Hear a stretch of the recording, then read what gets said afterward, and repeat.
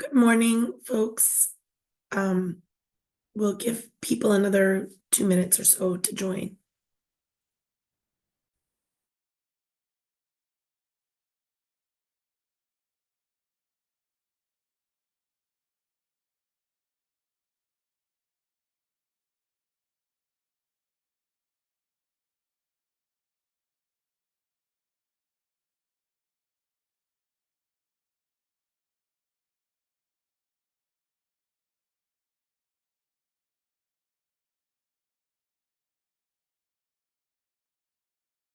Good morning, welcome for those who just jumped on.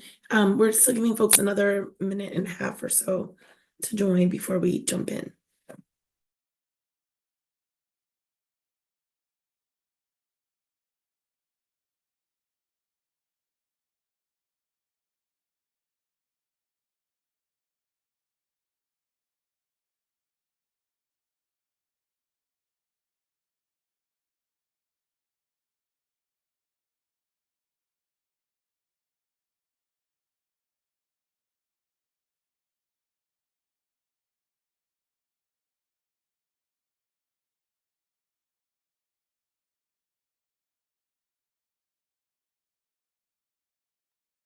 Welcome again, folks. We're just giving folks a little bit longer to join.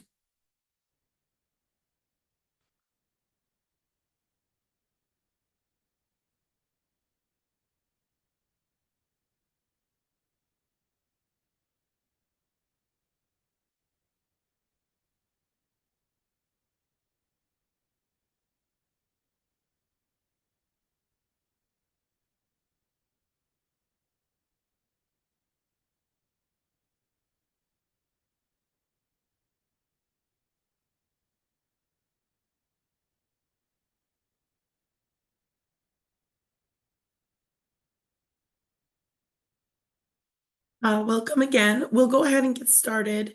I know some folks are still going to be joining. That's okay. For those who don't know me, my name is Kathy Cohen Del Rio.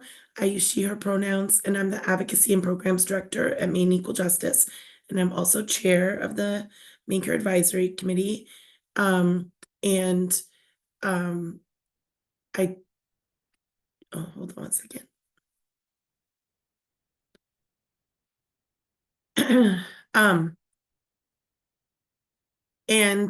Normally we kick off with introductions, and for those who are new, we start with with MAC members, and alternates, and then we give folks from MaineCare a chance to introduce themselves. We'll do another quick roundup of anybody who's MAC member that we might have missed in the first round, and then any guests. Guests, you are welcome to introduce yourselves in the chat. But also you could come off mute at the end and introduce yourself then, whichever you prefer. And I will just go through the list that we have for the MAC members. Miriam Bashir,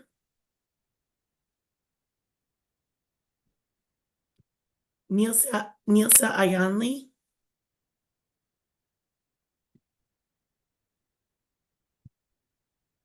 Norma Desjardins,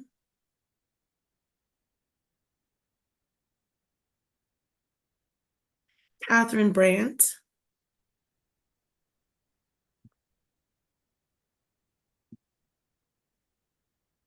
Ian Yaffe or Jessica Drenning,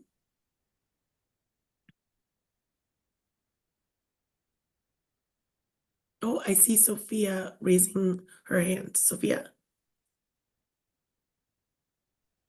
Sorry, that was an error. Oh, no worries.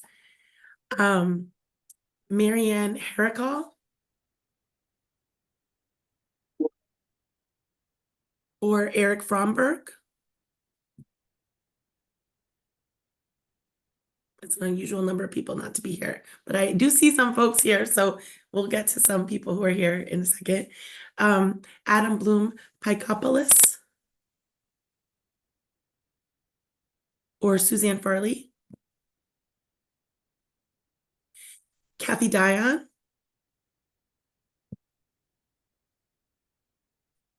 Becca Matisovich or Kaylee Hess. Hey, this is Becca Matisowicz with the Children's Oral Health Network. I'm very glad I could see faces, but then I was starting to get paranoid that like something was going on and I couldn't hear you all. Vicky McCarty, Good morning, Vicky McCarty here, and I'm from the Consumer Counsel System of Maine. Rachel Collmore, Good morning, Rachel Collmore, Consumers for Affordable Healthcare, she, her. Sarah Squires, Okay. Sarah Squires, she, her pronouns, Public Policy Director at Disability Rights, Maine. Gia Drew, Good morning, Gia Drew, she, her pronouns, Executive Director at Equality Maine. Susan White, Good morning, Susan White. I'm here with the Home Health and Hospice Alliance, she, her pronouns. Catherine Hamilton,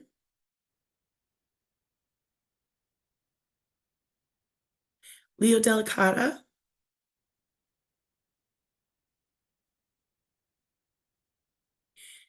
Sarah Lewis,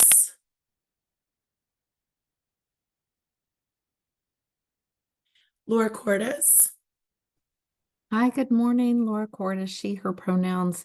I'm with the Maine Association for Community Service Providers, MAXB. Rachel Dyer, or Nancy Cronin,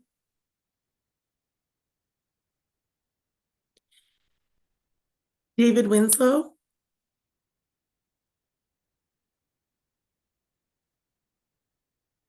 Ann Sedlak,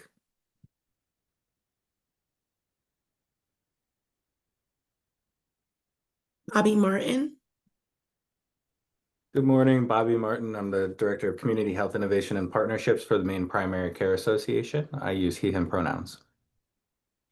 Candy Sherman, Good morning, Candy Sherman, Director of Health for the Penobscot Nation. She, her, hers.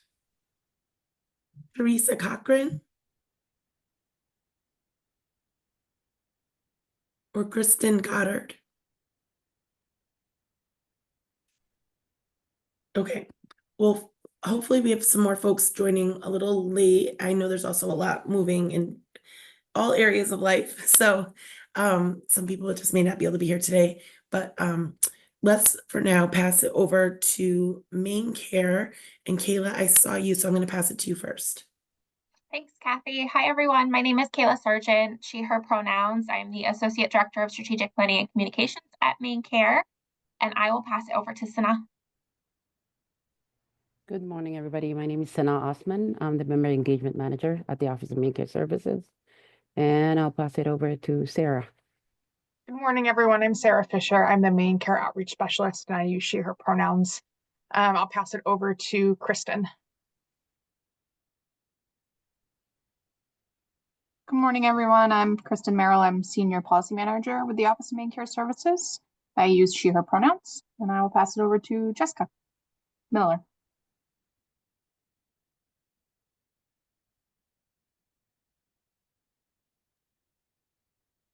Sorry, I was having trouble coming off mute. Jessica Miller, Associate Director of Policy, Office of Maine Care Services, and she, her pronouns. Henry.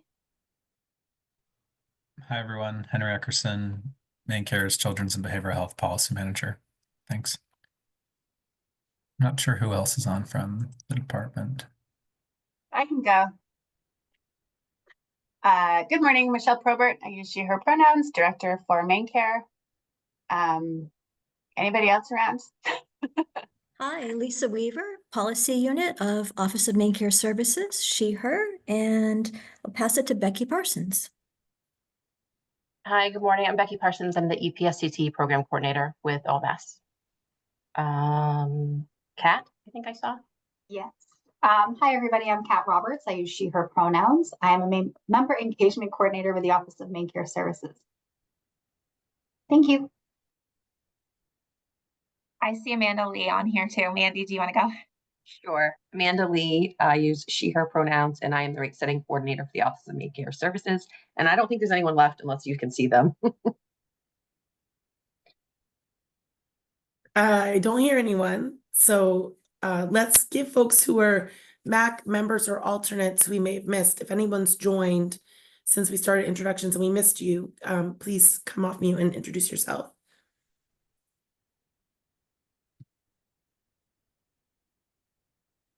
Vanessa DeWitt, I see you. Can you introduce yourself? Sure. Vanessa DeWitt, I'm the Associate Director of Communications within the Office for Family Independence. Yeah, happy to be here. Thank you. Are there any guests? I see a bunch have introduced themselves in the chat. Is there anyone who wants to come off mute to introduce themselves? Good morning. I'm Andrea Hansen. I'm the Health Director of the Passamaquoddy Tribe of Indian Township.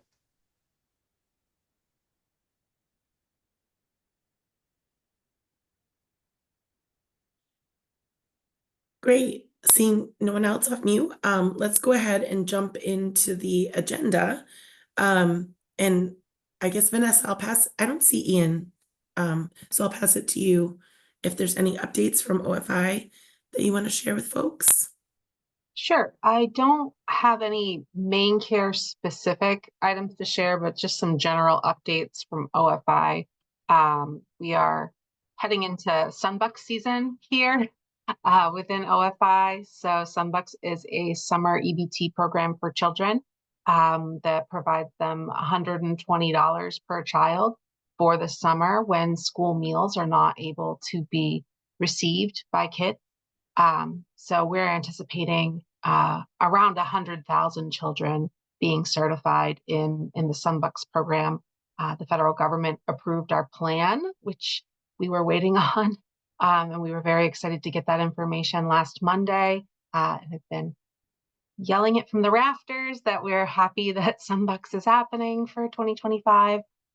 So we are sending out letters this week to families that have been automatically found eligible. It's going to be about 80,000 families that are eligible automatically with not needing to apply for Sunbucks. And so those letters are going to be going out over the course of this month. And then cards are also going to be sent out to families that don't already have an active EBT card from the pandemic EBT or from SNAP. So cards are going to be going out, and then benefits are going to be loaded onto those cards at the beginning of June. So if you do get some people that say, why do I have a card with no money on it? It's because that Sunbucks payment is going on in June. The letter that they receive does say that, but you know, sometimes people get excited when they see a card and think that it's able to be used. One other thing that I'll mention besides Sunbucks is we started doing some recruitment open houses for eligibility specialist lines to try to make sure that we're filling our vacancies to be as current as we can with our applications and renewals, all of our casework. And they've proven to be pretty successful. We've gotten some applicants directly from those open houses. We conducted one in Rockland 2 weeks ago and also one in the Portland office this past Thursday. We're trying to enhance our LinkedIn posts on it and just generally get the word out about our positions. That the eligibility specialist lines, they close on Friday on the 9th. So we're still trying to push to get as many applicants as we can to fill some vacancies. But if anyone has any questions for me about anything OFI specific, I'm happy to answer those on behalf of Ian. There is a question in the chat about great news about the Sunbucks, but is there any concern about funding, even though the plan was approved? No concern about funding. We expect everything to go through as anticipated, that we'll be able to make those payments to children like full steam ahead. That's great. Yeah. And I also just want to give a shout out to OFI because there's some folks on here I know in the past who've asked a lot of questions about eligibility pieces. And just to note that OFI has been doing these OFI 101 and 201 trainings. Is that right? Maybe I think I got them right.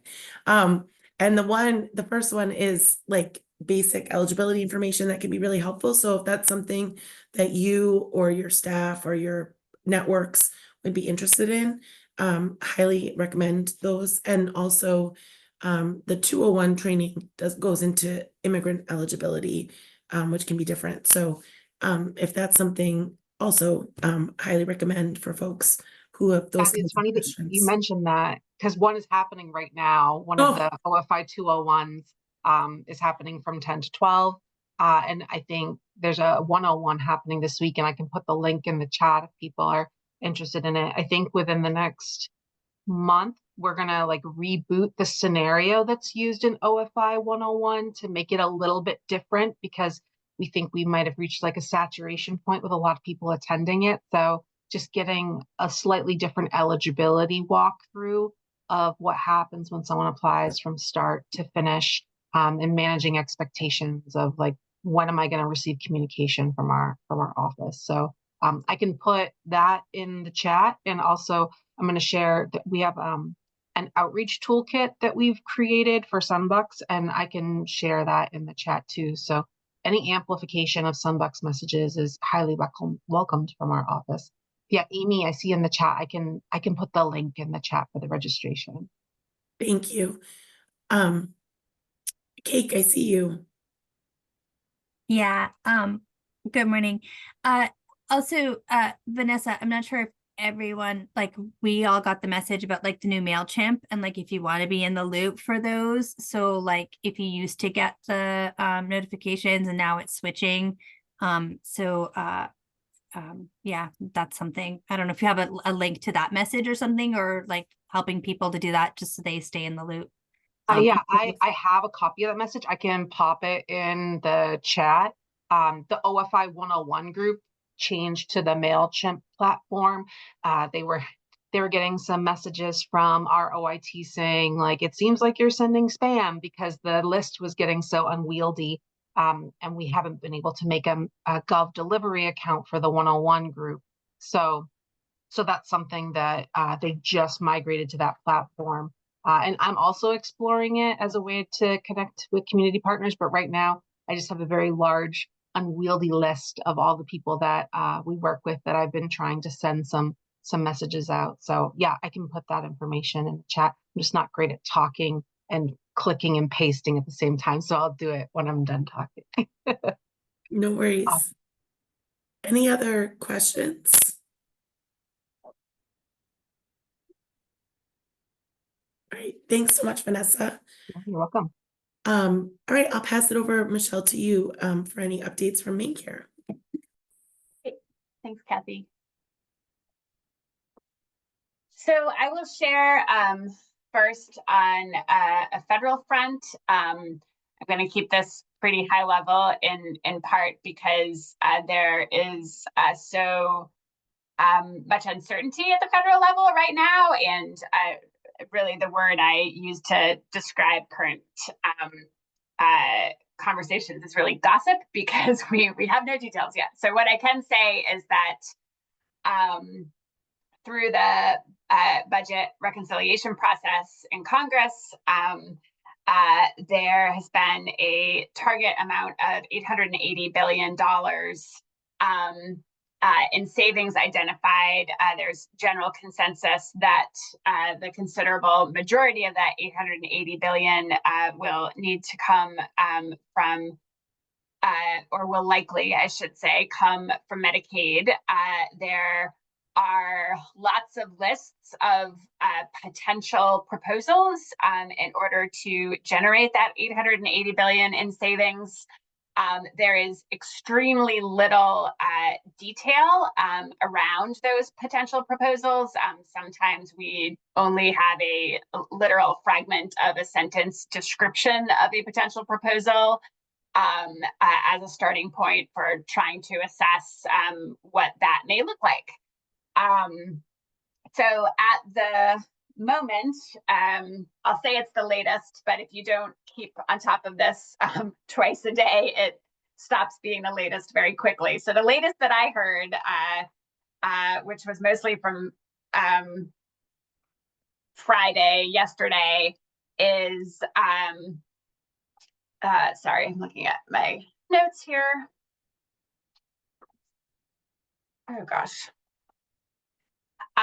That the official date to get a quote markup from the Energy and Commerce Committee. The Energy and Commerce Committee, despite the name, is the committee for the House at a federal level responsible for Medicaid, is that there should be a markup, which my understanding means actual proposals regarding savings for May 12th.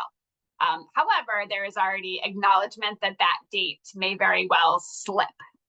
So don't hold your breath for May 12th. I would say that we're probably doing well if that happens next week. So that is the current timeline for when we will have greater certainty, at least at what is officially being proposed, versus rumors of what may be proposed. Having said that, Maine, along with many other states, has been working closely with the National Association of Medicaid Directors, as well as getting TA from some national vendors and doing our best to look at some of the potentially more likely proposals and saying, this is what these proposals could mean for the state of Maine.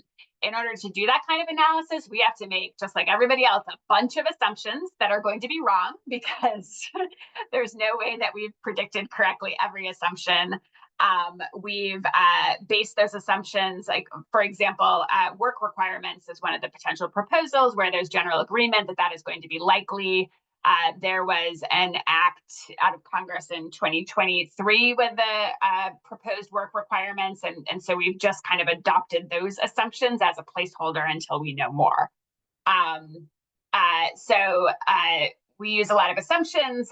Also, these proposals, if more than one of them were to go forward and be enacted, then they interact with each other too. And so there's once there's actual real proposals, there's going to be modeling of, if these two things happen together, if this third thing happens over here, they all there's areas of duplication. So on Friday, we released a DHHS blog post.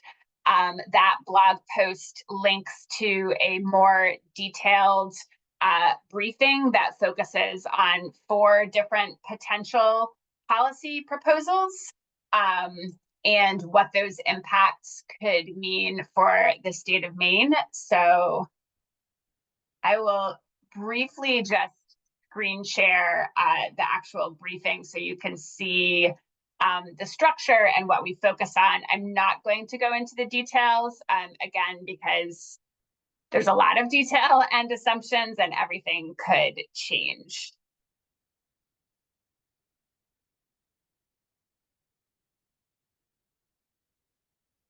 All right. Thank you, Kayla, for linking to that blog post. The blog post is higher level and probably friendlier language than the briefing. What I am sharing right now is the briefing.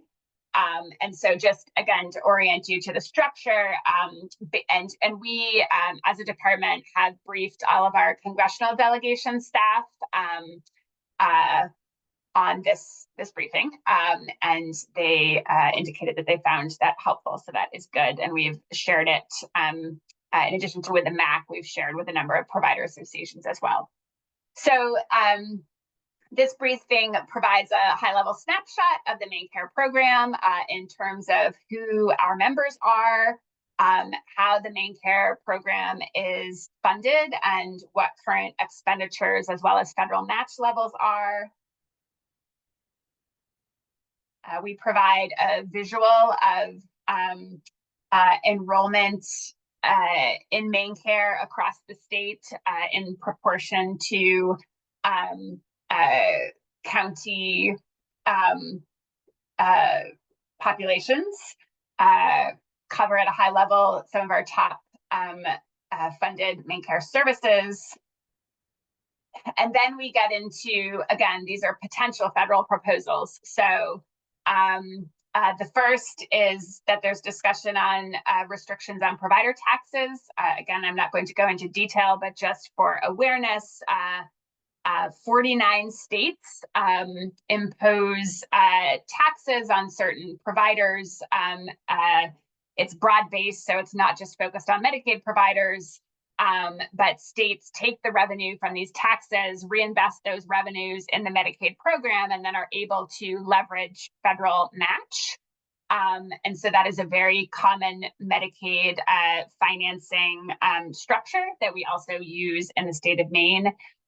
Right now, in order for states to reinvest that provider tax revenue, there is a federal cap at 6% of revenue that can be taxed. And so there is discussion of potentially lowering that cap, and that is what this discussion here looks like in terms of modeling what that could mean in Maine, where we currently tax hospitals, nursing facilities, and intermediate care facilities for individuals with intellectual disabilities. Second, we get into modeling in terms of impact on coverage for members if we're to add work requirements. Again, lots of assumptions involved here. I'll just note the bottom line is that our current estimate is that we could see around 34,000 members disenrolled were we to apply work requirements in the state of Maine. Next, there's a potential proposal that would impose what is basically a spending growth cap that looks at a per enrollee basis. This is most likely, we understand, to apply just to the expansion population, but we've also modeled out what it would look like if it applied to all enrollees. So basically, you look at spending at an average per member basis, and then the feds say, we think that spending should grow no higher than this percentage amount each year. And if a state's spending increases more than that percentage cap, then the dollar amount above that percentage cap, the state would lose federal funding for any dollars in excess of that cap. Usually this is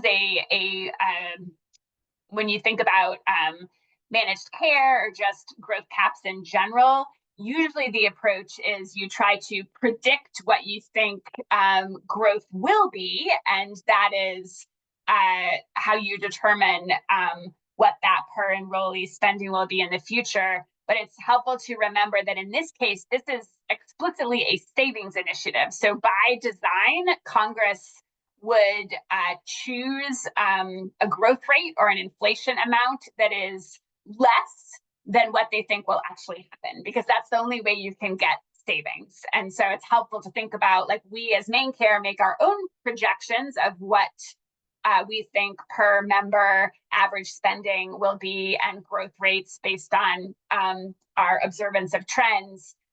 So the feds are specifically saying, well, we think the growth rate might be this, but we're going to say it's going to be this because we want to capture the savings and basically shift funding back to states. So that is the general concept behind that potential proposal. And it can vary a lot depending on what the growth is that we would see in the state of Maine, as well as what index or growth rate the federal government would select as a cap. But if that were to apply to the expansion population, we are predicting a reduction in federal funding amounts anywhere between $145 million to $278 million during fiscal years 26 and 27. And the last, again, potential proposal that we have modeled out currently for our Medicaid expansion population, for the childless adults, we receive 90% federal funding. There is discussion to reduce that to states' regular federal match. For Maine, that is just over 62%. And so if that reduction in federal match were to happen, in order to continue coverage for the expansion population, the state of Maine would need to replace federal funds with $220 million of general fund. We are currently in a shortfall situation for this fiscal year of about 118 million, which, as you know, has been really challenging for us to get authorization for that additional 118 million. And so looking at almost twice that amount going forward would be very challenging. And we talk about how that expansion funding breaks down into revenue that comes into the state to support our healthcare system as a whole.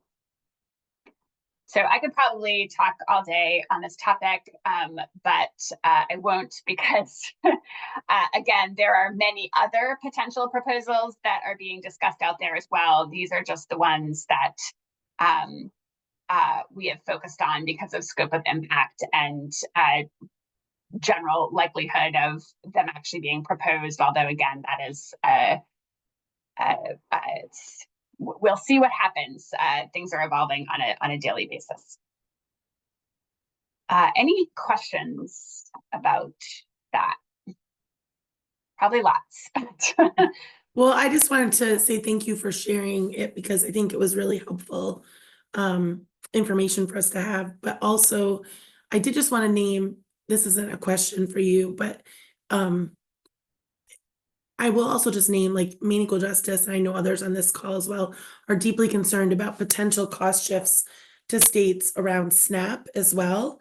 And the reason I bring it up in this space, aside from the fact that food assistance is obviously an important healthcare benefit as well, is because some of those proposals would have significant impacts on our state budget, not to the level that the Maine Care proposals would, the Medicaid proposals would.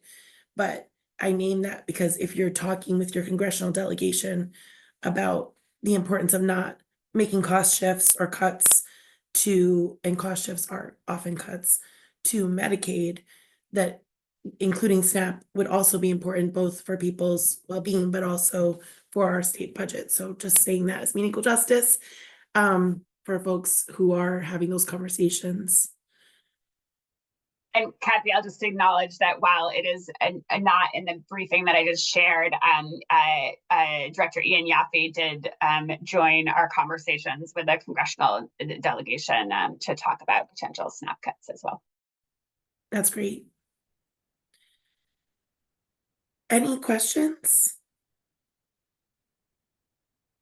Just a quick note of thanks as well. Good morning, Michelle. Those materials are incredibly helpful, and I had assumed as much, that the state was talking to our congressional delegation, but as I've been asked about, oh, what does that look like for your community or for folks who rely, nearly 100% on Medicaid reimbursement rates for services for some of the most vulnerable folks, just having this snapshot and this information is really helpful, so we can all literally be on the same page, but be sharing that message, because they're, as you mentioned at the top of your comments, they're moving, even though they're saying, oh, the 9th, oh, the 12th, and it might take them 2 more weeks. They're moving at a pace and speed that remains challenging for all of us, not only to keep up with, but will potentially have really serious impacts and consequences for us all. So thank you for that advocacy and information. Thanks, Laura. And I'll just note that as soon as there are real proposals out there with additional detail, we, along with the rest of the country, will be scrambling to try to figure out what we think that may mean for the state of Maine. We have limited resources, and as you all very well know, there's a lot going on at the state level as well. So we're going to try to get through that as quickly as we can, but appreciate your patience as we endeavor to do that. Speaking of the state level, I'll just give the general update that we continue to temporarily withhold payments for chain pharmacies, out-of-state hospitals. We have been holding high-cost claims from hospitals in the state of Maine and paying 70% of what would otherwise be the regular interim payments for critical access hospitals. That current approach to our temporary withholding will continue unless there is any emergency action by the legislature that would enable us to access supplemental funding more quickly to start reissuing those payments. My caveat, of course, is that the situation remains fluid. We meet a couple times a week to look at current cash flow and assess whether we think any changes to that current approach will be needed. So we will see, but at the moment, the plan is to keep the approach the same. We will have access to the supplemental funding in late June and will begin repayment of those temporarily withheld amounts at that time. The good news from a member access perspective is that we have honestly, in terms of calls that come into MaineCare, have heard almost nothing from a member perspective in terms of difficulty accessing services. I'm sure that there are likely exceptions to that, but just by comparison, when Change Healthcare had a cyber attack and had to shut down the pharmacy portal, we had a tremendous report of immediate member access issues, and we are not hearing that this time around, which is good. Having said that, we absolutely acknowledge that it is a very dire situation when we are unable to pay our providers for the services that they are delivering. So we look forward to being able to release those funds as soon as we are able. Any questions on that front? Yeah. Hey, Michelle, thank you very much about this update. It's really helpful. You know, I'm getting concerns from, I sit on a committee of providers across the state who provide gender-affirming care. And as you know, there've been several memos from CMS directly targeting the funding of gender-affirming care for minors, actually under 21. And there's also been threats about whistleblowers and turning in providers. And so these providers are concerned not only for their reimbursements for this care, but also are they in legal jeopardy for providing this care. And so I'm trying to get some information back to them so they can feel reassured that what they're doing is going to be supported and they're not in legal jeopardy. I have not heard any complaints from members because I think they're still getting their care. So that's good news. Thanks, Gia. We are very closely monitoring those communications from the federal level. Just as a reminder for everyone, we do have statute in the state of Maine that requires coverage of gender-affirming care. We are still currently receiving federal match dollars for that care that we cover under MaineCare. But again, are monitoring to see if that may change. As Gia said, the communications that are directly related to Medicaid right now are focused on provision of gender-affirming care for youth specifically, and that seems to be the current focus. There is a general prohibition on services that result in sterilization for individuals under age 21. That has been in place. I can't say how long it's been in place, but it's been a long time and was in place prior to MaineCare's policy on coverage of gender-affirming care in general. So that is a federal requirement that we have to adhere to.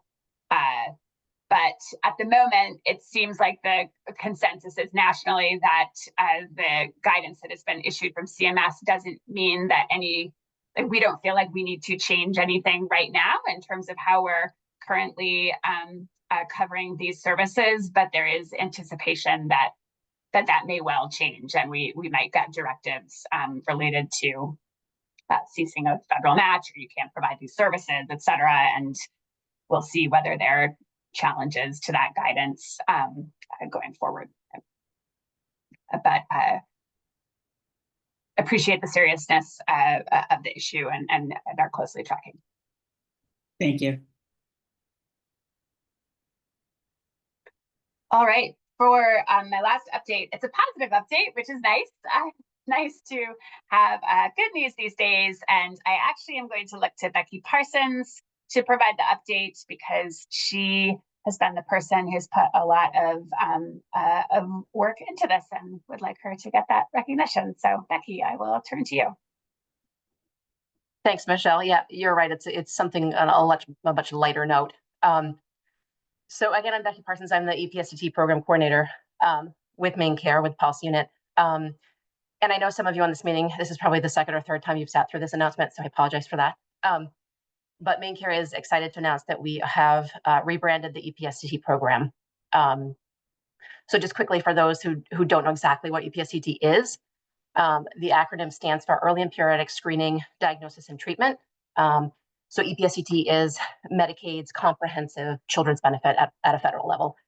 So states are required to implement EPSDT benefits in their state plans. MaineCare uses EPSDT to cover treatments and services for members under 21 that are medically necessary, but are beyond policy limits. So the service exceeds, a type, frequency, or duration limit in policy. So that being said, the program will now be known as Vital Care for Kids. And we're using the same kind of naming convention as MaineCare. So Vital Care is one word, capital V, capital C, Vital Care for Kids. And we chose this name after collecting feedback from a series of surveys from MaineCare staff, providers, and members. We got really good feedback from all surveys, but specifically the member participation was great. We got just under 2,800 responses from members directly in regard to what they felt about the choices for a name. So the goal of rebranding the program is really to expand access to the program and to improve utilization of the benefits for kids. We feel like by using a name that's, excuse me, more memorable, more recognizable, it will better support the program goals of early screening, diagnosis, and access to medically necessary services for kids and youth. Vital Care for Kids will maintain the national standards of care that are federally required under EPSDT to make sure that kids are getting the medically necessary healthcare that they need when they need it. This change was announced in phases. Lastly, with just last week, a member e-message went out on Friday to announce publicly, and it was announced to providers through an e-message the week before that. So at this point, actually this meeting is like the last point of communication for the rebrand. So going forward now, EPSDT in Maine will officially be known as Vital Care for Kids. So if there's questions or comments or anything, I can take those.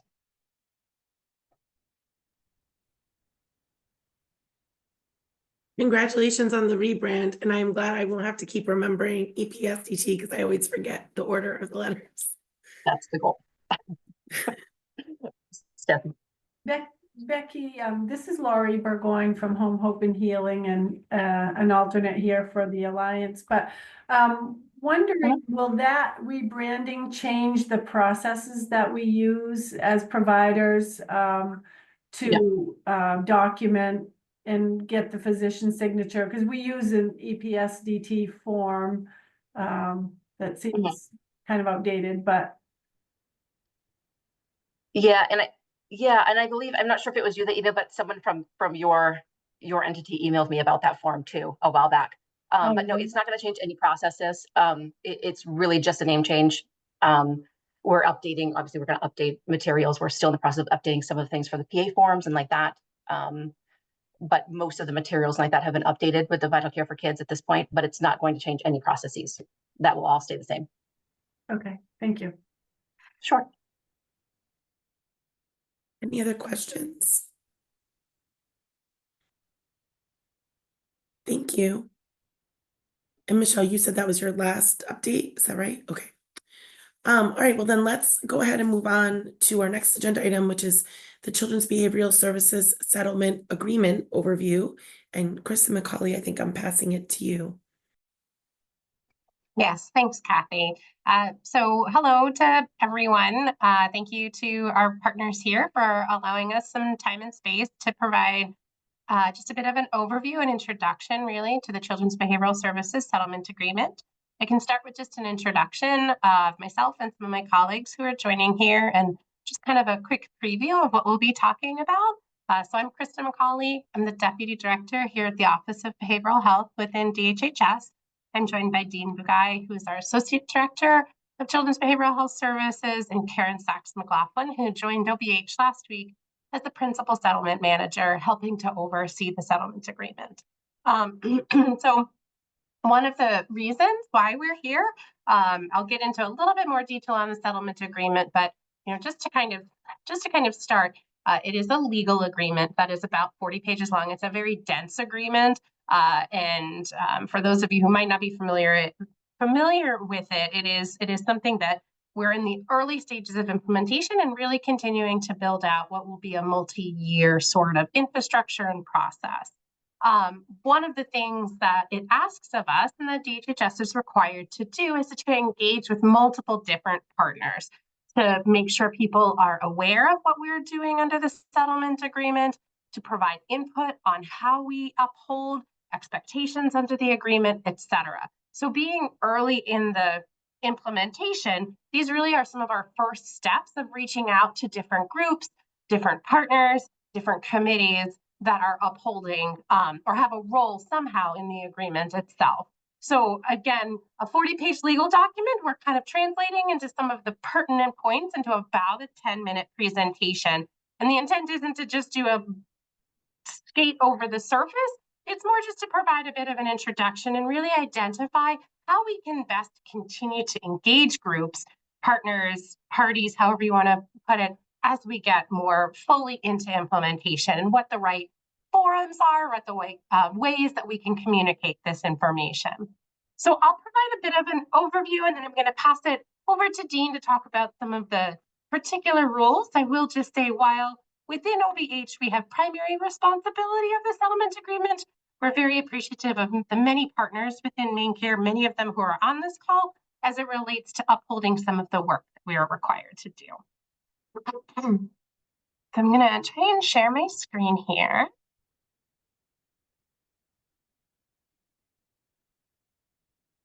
All right, can someone just let me know if you're able to see the presentation? We can. Thank you so much. So the Children's Behavioral Health Services Settlement Agreement, a lot of people have heard this just kind of roughly called the Department of Justice or the DOJ agreement. It really is about children's behavioral health services. That's how we really want to try and frame it. This was a settlement agreement that was signed late in 2024, so we're not quite 6 months into implementation.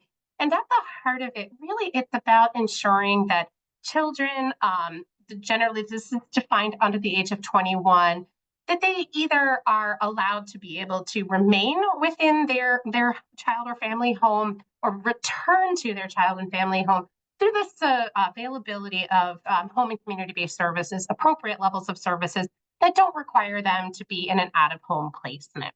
So it has, I think what can be really important to ground ourselves in is like ultimately what is the intent, and that really is in ensuring that children have the ability to receive services within their home.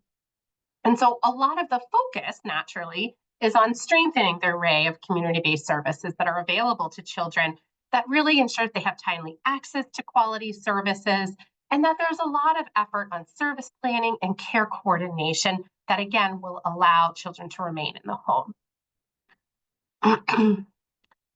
This is a bit of a complex or technical slide, but again, I really do think it's important to ground ourselves in when we think of the word kind of children under the agreement. there's, again, very concrete and definitive responsibilities that DHHS has. And so it's important to say this isn't for any child who might need services within Maine. There are very specific kind of categories for what we're looking at.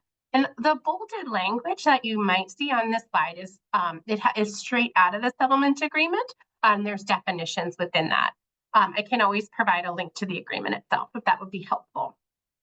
So children who are covered by the agreement, this really is children who are up to 21 years old, who have a behavioral health disability, again, which is defined there, are eligible for or enrolled in MaineCare for behavioral health services, and are at risk for in and out of home placement. So again, like these are children who are eligible under the agreement. A lot of the work of the agreement is intended to support services for these children. And in addition to that, they also have to meet at least one of the following categories. And you can see the 4 kind of subsequent elements there regarding the receipt of services in an out-of-home placement, whether they were in a crisis stabilization unit, if they were on a wait list for an out-of-home placement, which can include being placed at an emergency department, as well as a small population that is specific to individuals who might be at Long Creek. And so while the improvements to our system of care are really rooted in ensuring that these services are available to, kind of all children who might need them. When we talk about children covered under the agreement, this is the population that we are talking about.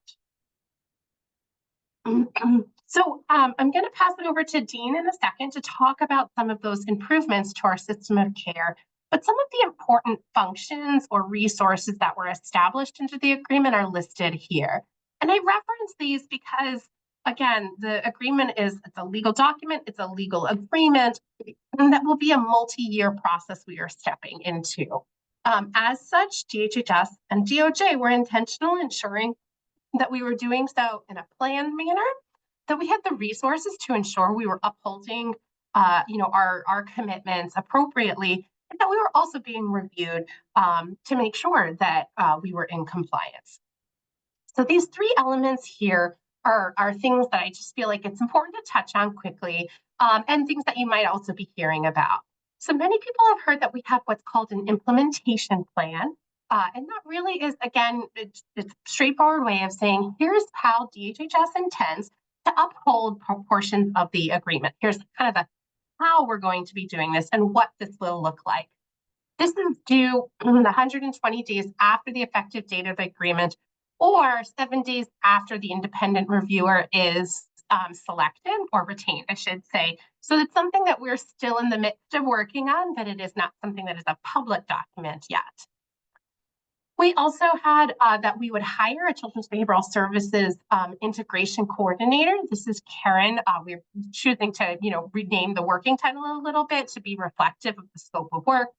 Karen joined OBH, like I said, last week with a strong history in project management and just someone we're really welcoming to come on board again to make sure that all of the different elements that we need to put in place, all of the different expectations, that we're approaching this in a very planned, intentional manner.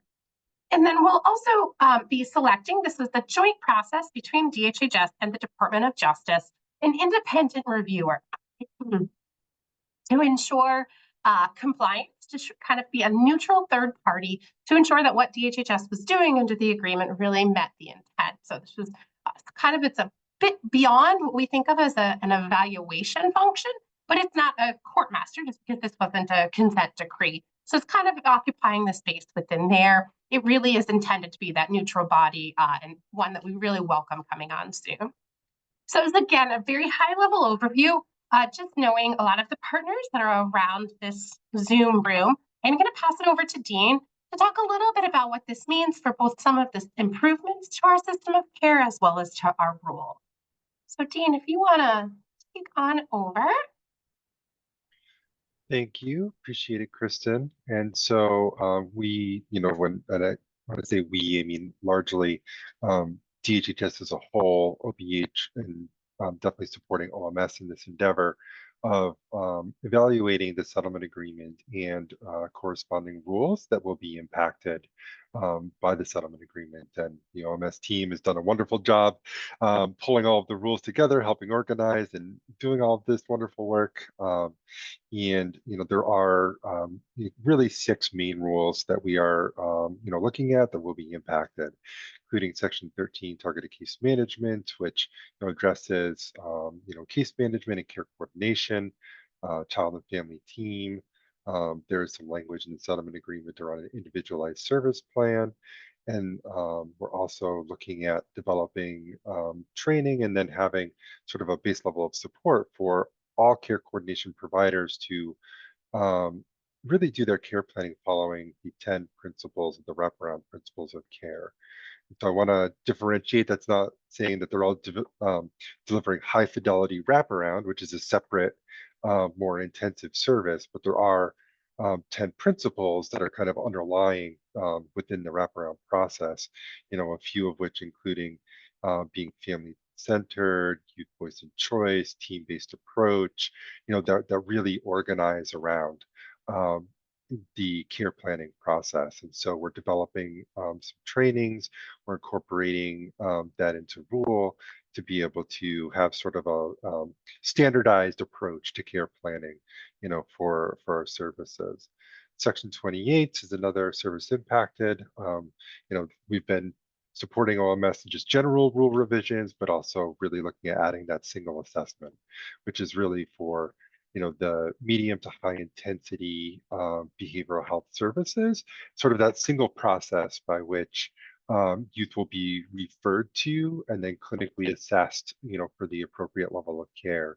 And then through that process, the families will be offered a range of services that are clinically appropriate to be able to address whatever the child's needs are.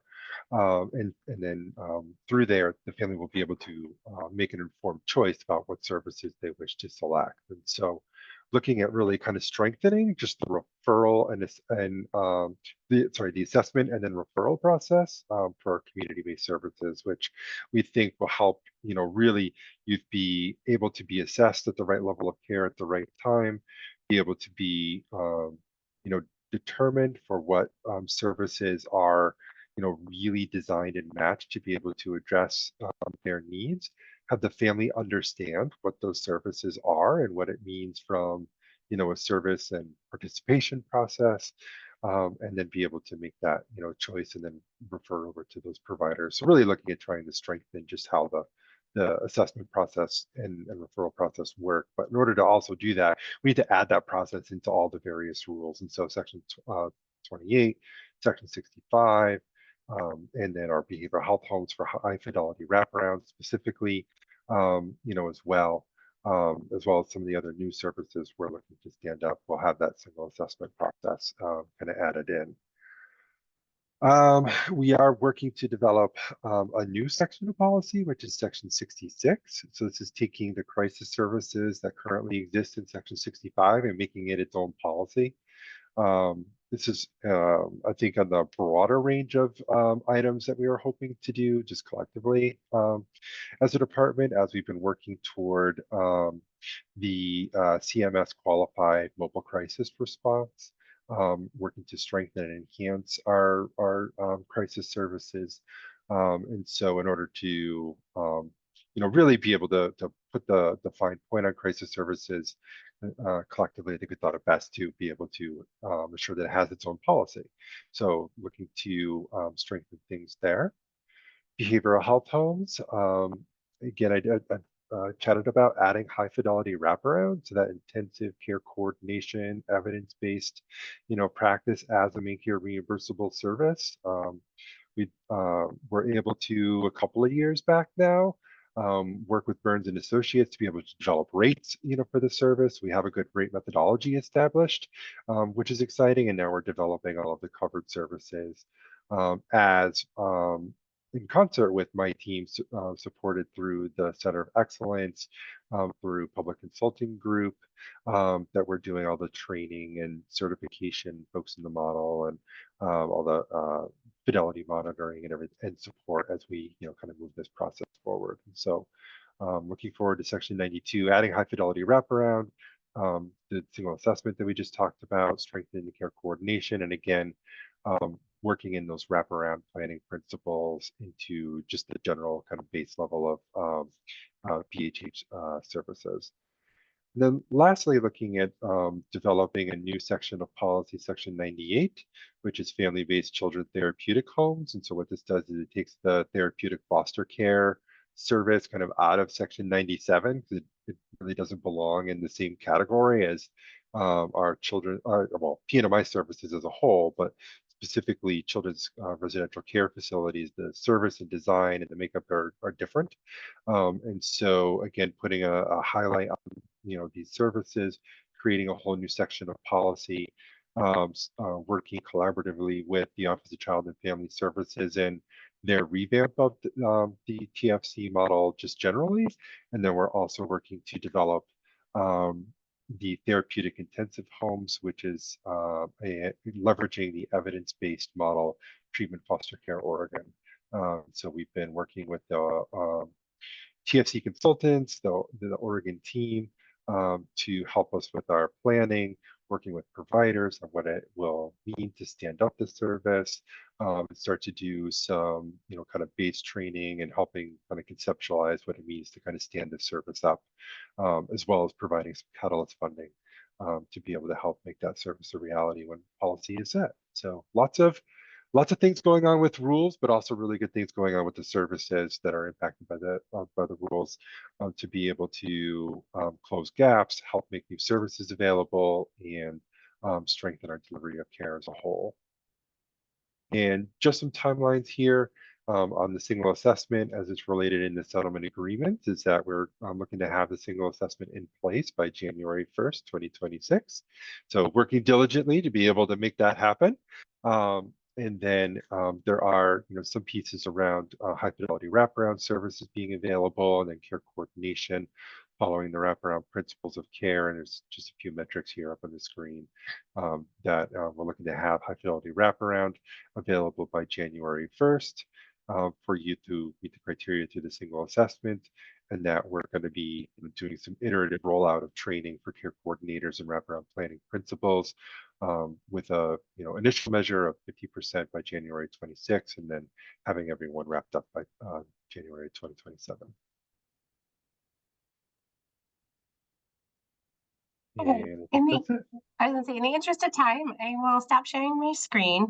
Again, I just want to express a note of thanks to those on this call for allowing us to come and present. I do think Kayla has, whether it's a survey or a poll, I'm not sure what it is, but I think one of the things, again, is I kind of started this presentation of, under the agreement, we are charged with engaging with a wide variety of partners, which we value. We want to make sure that we understand perspectives of multiple partners, including children and families, that they are engaged and involved in the work we do and the decisions we make. So I think, especially knowing that we are early in implementation, it's really helpful for us to understand how best we can keep other groups engaged, whether it's with like a newsletter style, whether it's continued presentations or something else.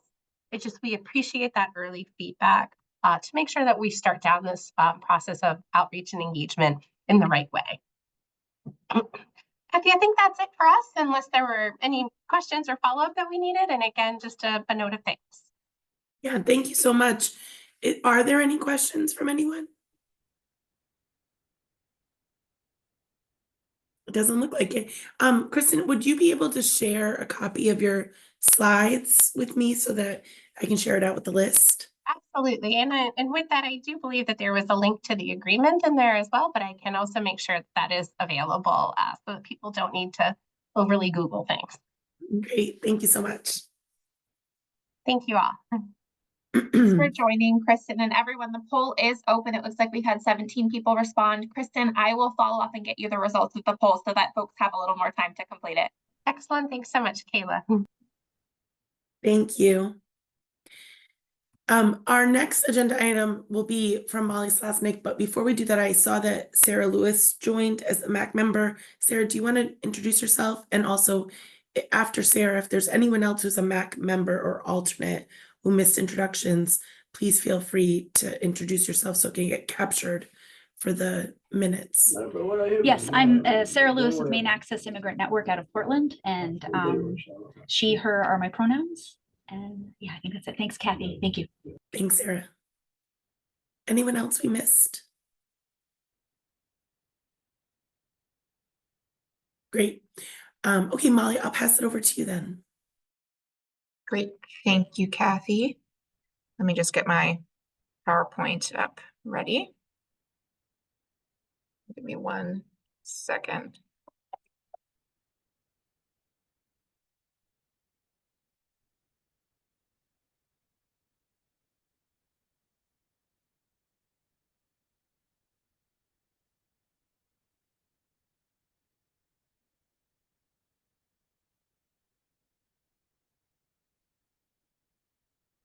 All right. Are you seeing this in presentation mode? Yes. Okay, great. So I want to talk for just a few minutes today about a major technology project that we have underway here at MaineCare, both to give you all a heads up about it so you know what's happening. This is a multi-year project, so there's nothing immediately changing for anybody. To give you a little bit of a sense of the impact on providers and members, as well as on our own internal state staff, and then talk a little bit about next steps and how you all would like to be informed along the way about the progress of this project. So the name of the project is the Health Pass Upgrade, and I'll just go right into what is that. So Health Pass is the proprietary name for our core claims processing system and functionality. So we talk a lot about MIMS. In this meeting, we talk about MIMS. We often reference MIMS in our e-messages, and MIMS does a lot of things, but the biggest thing it does, the core thing it does, is it processes MaineCare claims for medical claims, pharmacy claims, dental claims, so all types of claims to MaineCare providers. And Health Pass is the name of the product that Gainwell operates for that functionality. And so the project that we're going through is a major version upgrade. So we implemented this back in 2012. That was when MIMS went live. And we've done some minor updates since then, but we're more or less on the same version that we were on 13 years ago. So we're really quite behind when it comes to keeping this very important and very large technology solution up to date. So we're going through a major update. With the implementation is planned for not till near the end of 2026. So, a long time from now, but also it will come before we know it. And I really want to stress that, or I want to say that large technology projects like this, we expect there to be risks. We expect things to come up that we didn't anticipate and to have bumps along the way. And I'm super thrilled that so far we're a few months in here, we're on track. So there are some risks, there are some things that we're, working through, but the project is on track, which is, I think, a really a great thing for a project that is a large technology project that is as critical to the MaineCare program and to the work that you all do as this one. So, why are we doing this now? Again, we're many versions behind what Gainwell is offering out when they're going out to sell this product and bid in other states. We're many versions behind the product that is out there now. And this has meant that over the years, the farther away we get from the current version, it's meant that we've had to do various technology customization just to keep our platform running and also to be able to make the changes that benefit our members and our providers over the years. And so if we can get ourselves back to a standard version, it'll help us stay on track, stay current, stay standard, and in a much easier fashion. And we also have, because the system is so old, we have certain components that are reaching or have already reached end of life. So, we all in our day-to-day, we've got our laptops that are constantly updating and giving us the latest versions of things, or else our software won't work anymore. This is like that on a much bigger scale. So we really want to make sure that we can continue to have a claims processing system that is stable and secure for all of the really important data that is in there, and so that claims processing can continue to happen in an accurate and timely way. So the primary goals of the project are, we hope that by getting back to the standard version, keeping up to date in the future and not getting behind again in the future, that we'll be able to make the changes that we need for various reasons more quickly, easily, and effectively, in some cases at lower cost, in some cases in no additional cost, more than what we can do today.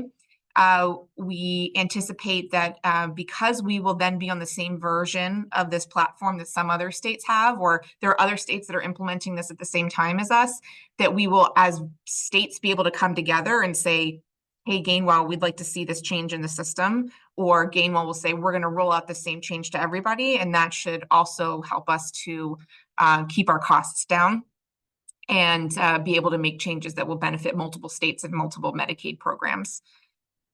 And the other one of the other primary goals is that there will be, most of the work that's being done is more sort of on the back end, the technology, the infrastructure, but there are going to be some changes to the user experience, and that's going to be the user experience for our internal state and Gainwell team members who work in the system every day, but as well as for providers and members who do work on the HealthPass online portal. And so we the goal, what we hope will be true, is that these user experience changes will allow all the system users to work more efficiently and more effectively. And so we hope, I'll talk a little bit in the next few slides about what some of those impacts are, but we hope that this, even though it's a change, it will be a welcome change that people will see positive impacts from, and that many of you will see positive impacts from. And I'm sorry, I can't see the chat, so I'm going to just keep going through the presentation, and then I'll stop sharing at the end and can see if there are any questions.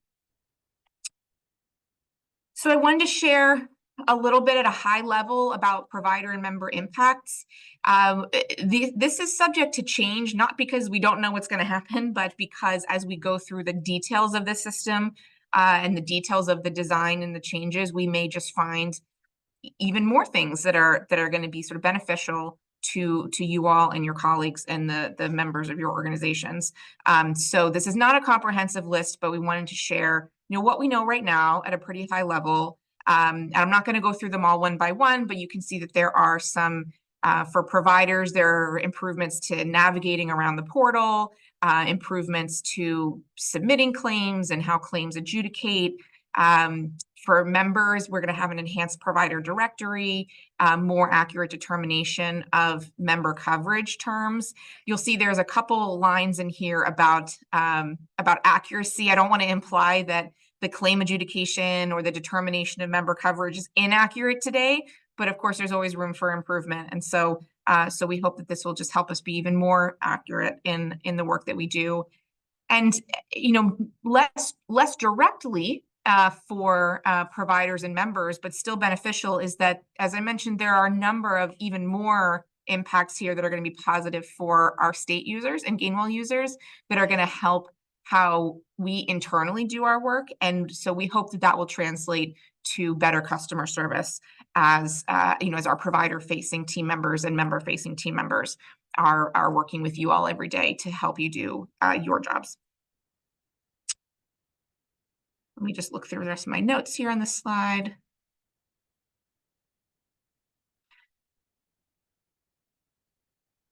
And yes, okay, sorry. I had a bunch of notes here, so I just wanted to make sure I didn't lose anything.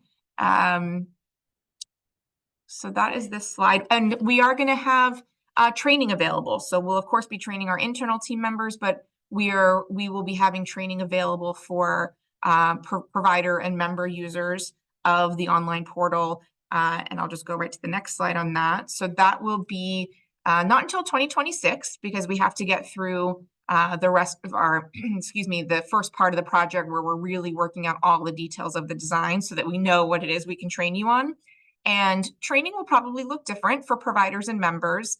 As many of you know, the member functionality today, what members can do and access in the online portal, there are a few things, but it's fairly limited.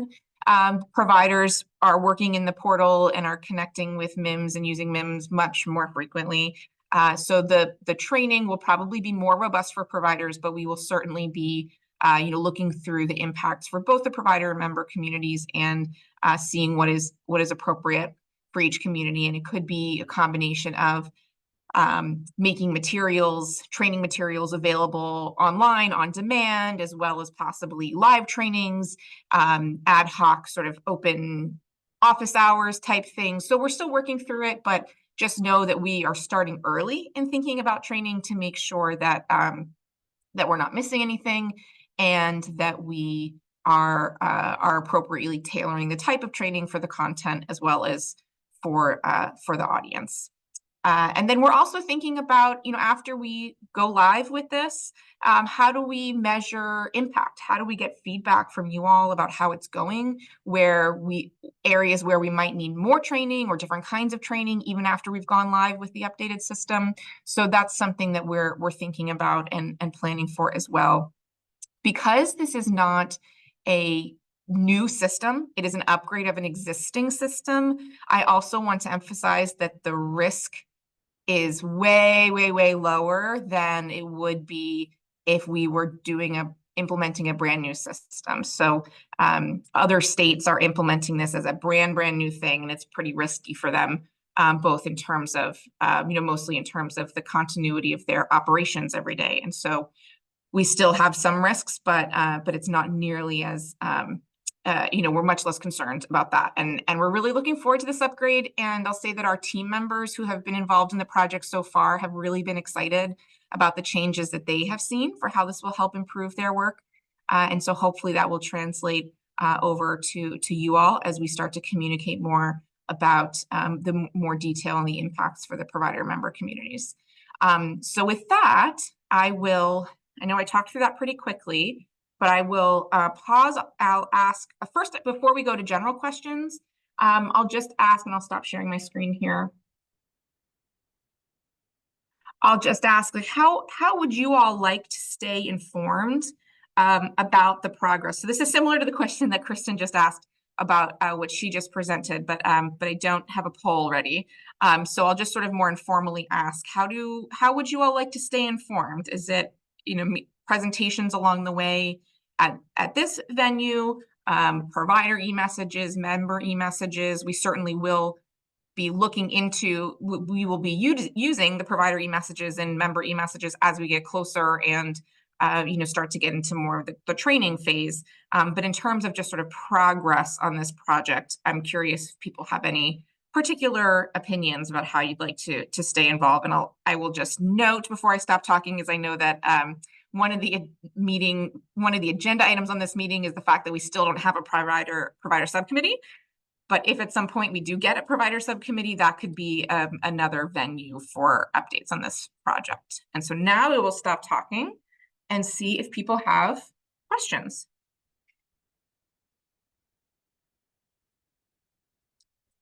Melissa? Hi, I do. I had a couple of questions. The first one was around the dental claims, there being more information. Is that going to be specific to that provider or that patient specifically, so we can see what's been used at other providers' offices? Yeah, so the idea, let me check, I had a note on that. So let me just check what my note says on that. And if I can't fully answer the question, then we can take the question back. The dental claims, the idea behind showing more information on dental claims is that it will show data from across providers to enable better care coordination and treatment planning. So I'm not sure exactly what that would look like if you as a provider are logging in to look at the portal and see, but from this note, it looks like it would be you would log in, you would check for a member, and you'd be able to see claims information across providers. But I can go back and validate that. But I can say that the better care coordination and treatment planning is really the goal of that. And then I just had one other question. So we're still one of two offices in the state of Maine that still can't electronically submit claims to MaineCare. Is this going to create an issue for the progress you guys have made to try and figure out why we can't, or? No, I don't think there's any interaction there. Okay. Thank you for your questions. Any other questions?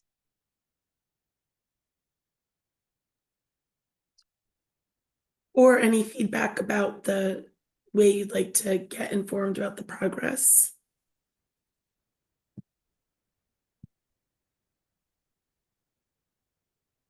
Okay, well, if you have additional thoughts about that, please feel free to send them along and we can pass them on to Molly, or you can email Molly directly.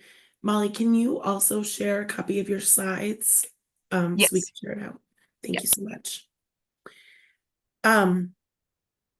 And just noting that Jillian shared some thoughts about the best ways in the chat for her, and others feel free to do that as well, please. So next up is our update about the Beneficiary Advisory Council, or the BAC, from Sanaa. Hi again, everybody. So we wanted to give you an update about the Beneficiary Advisory Council. And to those of you who don't know, this is part of the access rule that was issued back in 2024. And the idea of this rule is the main purpose of it is to improve access to care and services to MaineCare beneficiaries or members, and to include members' voices in the decision-making of the policies and services that we provide. So we sent out an application. We received 42 applications. We interviewed 19 people, and out of the 19, we picked 15 members to be part of the BAC. We recently sent out an official invite to those 15 members, and I'm happy to say that all 15 members accepted the application. So we now have a group, we now have a council.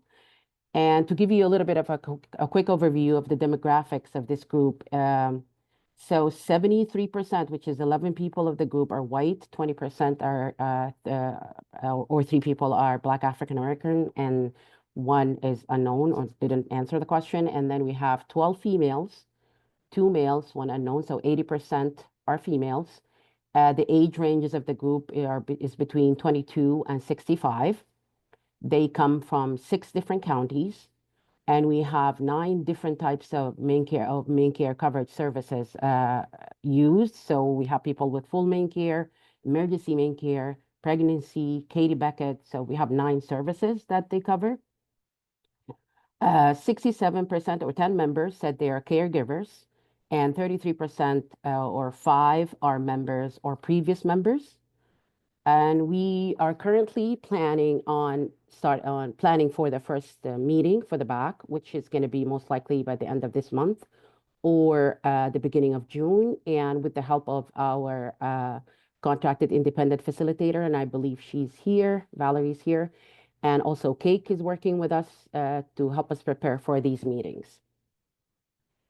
We now also have a webpage that's specifically dedicated for the BAC.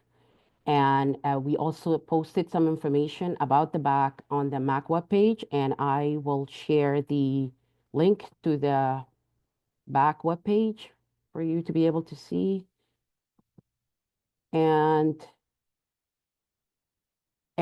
for this work, I really would like to take this opportunity to thank Kat, who is our member engagement coordinator, and she started working with us in January, and she has been instrumental in creating all this surveys and working with me with creating all this information about the BAC. And thank you, Kat. And also Cake has been really helpful, and they continue to support us in this process. My ask for this group is, so we created a quick survey. It's only going to take 5 minutes, and it's posted on the MAC webpage on the blurb or the side message that we have about the BAC, and also on the BAC webpage in the bottom, where we want to hear from you, and we want to hear from members that you serve or advocates. Any ideas, any suggestions, any topics that you think the BAC should discuss, and something that we can use as an agenda item for future meetings, feel free to add it to this survey. And please share this survey with anybody that you think are willing to or have any connection to MaineCare, whether they're a former member, current member, as long they can help us with agenda items for these meetings. One thing I wanted to add too is we asked the members if they are willing to join the MAC as well. That was one of the questions that we asked, because part of the access rule is we wanted gradually add back members to the MAC. So it's going to be 10% in the beginning, then 20, and then 25 by 2027. And almost at least, I want to say 10 or 12 people said that they would love to be part of the MAC as well as being part of the MAC. And so this is something we have to decide on how many people can join the MAC. Thank you very much. And if you have any questions, feel free to ask. And I'll put my email as well in the chat if you have future questions. Thanks, everyone. Thanks, Kathy. Thank you so much, Sanad. That's exciting, and can't wait to have them joining us as well. Any questions? Melissa, I think your hand is still up from before, but just double checking. Okay. And just a shout out in the chat that it's amazing work, and it is amazing work. It's hard to get people to be able to participate in these types of entities, so it's great. Thank you so much. Okay, so next up on our agenda is the rulemaking waiver spa packet updates. Jessica Miller. Morning, hi, this is Jessica Miller. I'm Associate Director of Policy at MaineCare. We just have one update from our last meeting, which is that the department has adopted changes to Section 67, which is the Principles of Reimbursement for Nursing Facilities, which this was just making permanent the emergency rule that had been adopted earlier in the year. And effectively establish a new rate reimbursement methodology for nursing facilities. The details of that are in your packet. That's the only update that we have. If anyone has any questions, you can let me know. Any policy related questions, rulemaking related questions? Great. Thank you so much. Thank you. And next up is the Section 106 update from Trista Collins. Trista, can I just give a quick introduction on that, Kathy, for Trista? Of course. Also, Trista's our state Medicaid education liaison in the policy unit here at OMS. She's going to give you an update on where we are with a rule related to school health related services. She's put a tremendous amount of work on. Some of you are probably familiar with this, that has a long history that predates me. And I will turn it over to Trista. Good morning, everyone. Thank you, Jessica. I am absolutely ecstatic to finally be able to share with you an update on this. Some of you have been with me working on this for the past 8 years, actually. So it's very exciting to be able to do a little bit of sharing this morning, which I'm not actually sharing anything right now. So hold on a second.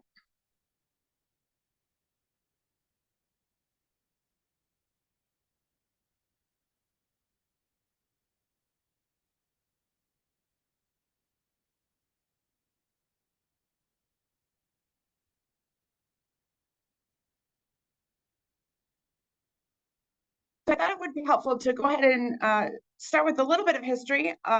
In early 2020, we actually proposed a rule in January of 2020, and there we go, here we are. We proposed a new section of the benefits manual solely dedicated to schools. We had determined that there was a lot of provider confusion as to how we could have services delivered by providers that were both schools and non-schools, specifically to students during the daytime. This is an option that the federal government uses to help fund services provided mostly to students who are receiving special education services. That's how they were originally set up historically. When MaineCare decided that we were going to work on this section of policy, we went ahead and proposed a rule, but there was a lot of misunderstanding when it was first proposed. So we decided to go ahead and withdraw the rule in January 2020 due to the confusion.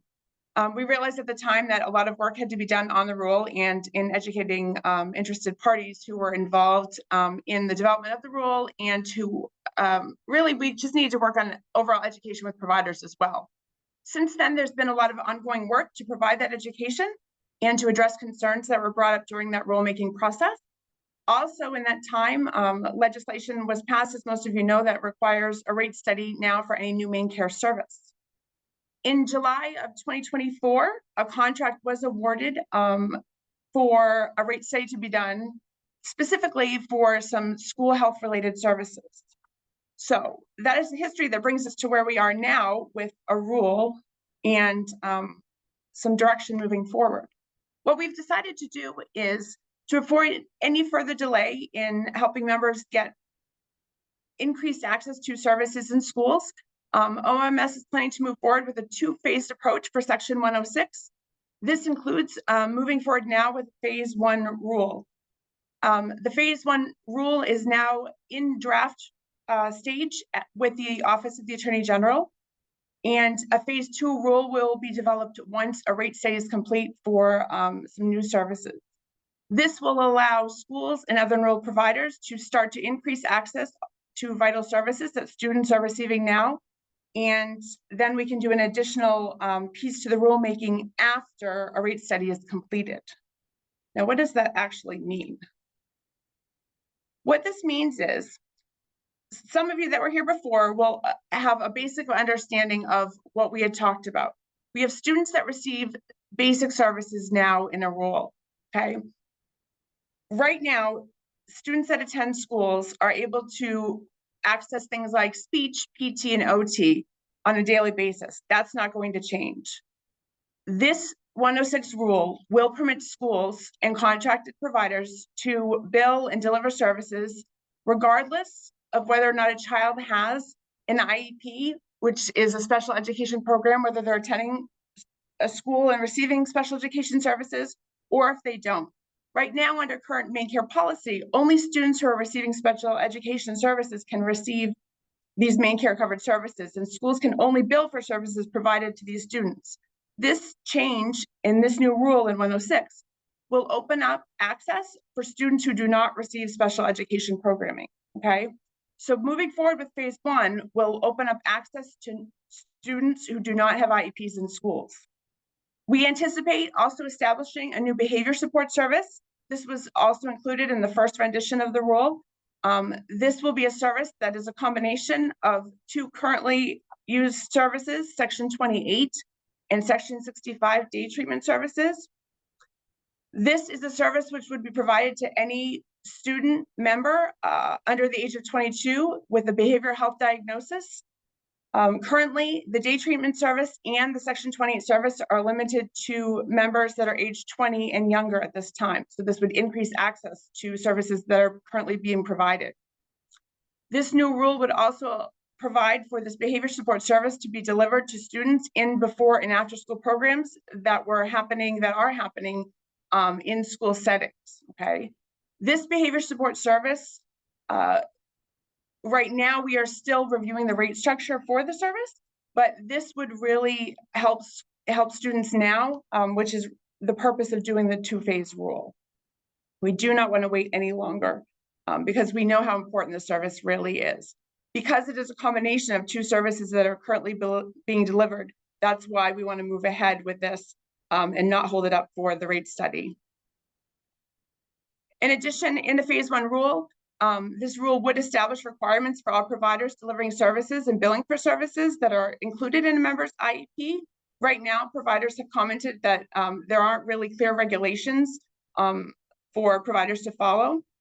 The Phase 1 rule would also expand ancillary services. Those are services that are described in other parts of our manual right now. The presentation explains what that includes. It includes a lot of other sections of policy. There are a lot of services that kids do receive on a daily basis in our schools, and we really cover the gamut of a lot of policies in our manual. Everything from psychological testing to private duty nursing services, occupational therapy, as I mentioned earlier, PT, speech, targeted case management. These are all things that are already happening in schools, but this rule would allow schools to provide these services, again, to kids that are receiving special education services through an IEP, and to members who are not receiving those services, who do not qualify for a reason like that. The rule would also ensure that MaineCare providers are testing to the requirements and following the requirements that they would need to in order to deliver services. So Phase 1 would really open up access for folks now to do all of this. A Phase 2 rulemaking would amend Section 106 later on to define and permit the delivery of new services that are in development. These are early developmental support services. We would hopefully also be adding general school nursing services delivered by RNs and LPNs. And also, MaineCare anticipates allowing services to be delivered by school psychologists whose credentials are not currently recognized under MaineCare policy now. Those are the things that would have to be considered through a rate study and completed as part of a rate study before we could add them to a 106 rule. So in order to do a rulemaking to include everything, our options would really be to either do this two-phase approach or to wait and do everything at once. So that's why we really want to make the opportunity, take the opportunity now to go ahead and do this rule immediately. The big question that everyone wants to know is, what is the actual timing? The answer is, we will give you that information as soon as we possibly have it. As soon as we can finalize the review with the Attorney General's office, we will be able to share that with everyone. What I will say is that we have spent a lot of time with stakeholders, with interested parties and providers, trying to make sure that we are meeting the needs of the students, trying to understand what services are being provided every day in schools. We know there are a lot of students who have access needs, and they aren't being met right now because the schools really just don't have the resources. With MaineCare reimbursement increased at schools, with the allowances in phase 1 of a new rule, schools will be able to increase the services being provided to students. And that's really the reason we want to do this now. I would encourage you, if you haven't already seen it, we do have, MaineCare has a webpage just for school health related services, and we can put that in the link for you. I would encourage you to check that out. As we decided during all of the stakeholder and interested party meetings that we had when the rule was pulled in 2020, we understood that there was so much confusion, misunderstanding about what services were being provided. We needed a lot of education to happen. So on our website now, there are a lot of modules and there's information for providers. Participants can learn about all the services that are currently provided if you go onto that website. So please take some time if you haven't already and check out those resources. There are resources tailored specifically for school administrators, other providers, and there's also a parent module too, so that people can all have a baseline understanding of the services and how they're being provided now, and a little bit of information about what's to come. So we're excited about this opportunity. We're excited about what we can do for students.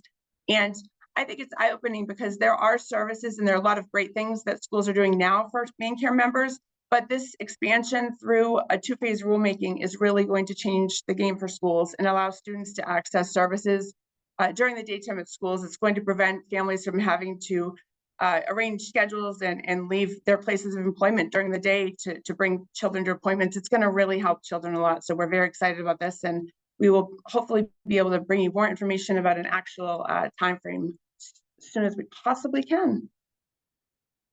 So I think, do we have questions? I will stop sharing.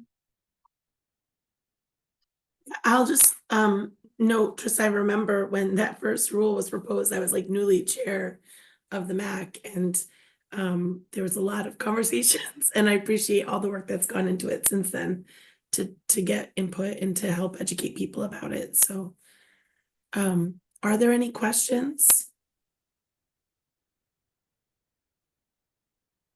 Yes. Hi, Trista. Thank you for all your work on this. It's good to hear that things are coming along. Is there going to be a comment period on section 106? You know, yes. Okay. Yeah. Yep. Thank you. Also, Trista just lifting up, there's appreciation in the chat as well. Any other questions?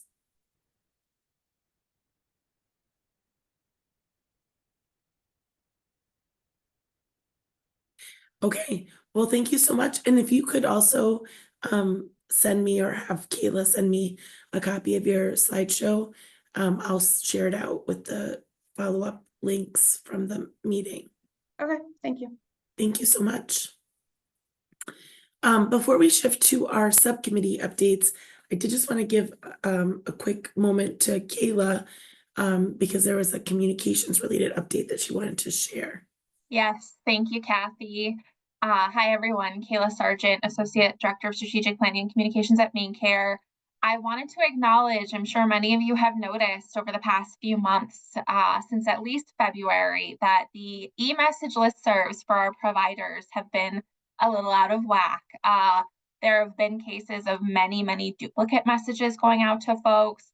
There have been cases of messages posting to the bulletins board and not actually sending to inboxes. The communications team has been diligently picking away at this and trying to understand what the root causes are in partnership with our technology vendors. We have made some progress, so I wanted to just call out one of the solutions we've identified. And you all got a message from Kathy a few weeks ago, and we sent this out through the bulletins page as well, that we have a new critical communications listserv. This listserv is going to serve the sole purpose for MaineCare to decide when we have a critical communication that we need everybody to see. That is when we will use this listserv. What it will allow us to do is manually manage who is subscribed to the listserv, so we can make sure that if anyone is subscribed to any of the other listservs, they get that message that we're sending out. It will also allow us to deduplicate so that folks aren't getting a message for every single listserv that they're signed up for. I hope there's been some reprieve in the last couple of weeks since that was set up. That is the intention. We will be using that listserv very, very diligently just for those emergency MaineCare communications. The general all services listserv will still exist that you can opt into, and those will be things that may be pertinent to all or most providers, but are not necessarily emergencies or those critical communications that MaineCare needs you to see. So that will be the distinction between those listservs. I wanted to call out one of the limitations we've identified that we're still navigating and working on is that if you unsubscribe, if any individual unsubscribes from our listservs, MaineCare cannot manually resubscribe you. There are some issues with consent and privacy and use of emails behind that. That's the reasoning that we aren't able to do that. And so I'll put this call out to you all to please don't unsubscribe from the critical communications listserv. We won't be able to add you back in. You should be able to add yourself back in. We're still going down that rabbit hole a little bit to make sure that that is actually true. As we continue to pick away at the challenges we're identifying with the technology, we will keep making improvements and keep calling that to your attention through the e-message listservs as well as the MAC email list. And I'll try to make highlights at these meetings as well as changes and improvements take place. And Kayla, for organizations or individuals who are seem to still not be getting it, I get that they'll get the emergency messages, but is there anything they should be doing on their end, or just wait until you all figure out what the problems are? I will ask, so if you are not getting messages and you think you should be, I'd ask that you double check your subscription preferences and make sure you didn't unsubscribe. That would be kind of the first step to take. If you are subscribed and you are not getting them, then reaching out to us directly would be helpful. You can reach out to me, you could reach out through the MAC, you could reach out to our provider and employee engagement manager, Shannon McGrath. I can add her email into this chat. She is probably more quick to respond than I am, and she's on top of all of this as well. So I'll add her email. But we definitely would want to know about it, because the more we know about who is missing these messages and what these message errors are, the easier it will be for us to try to identify the root cause.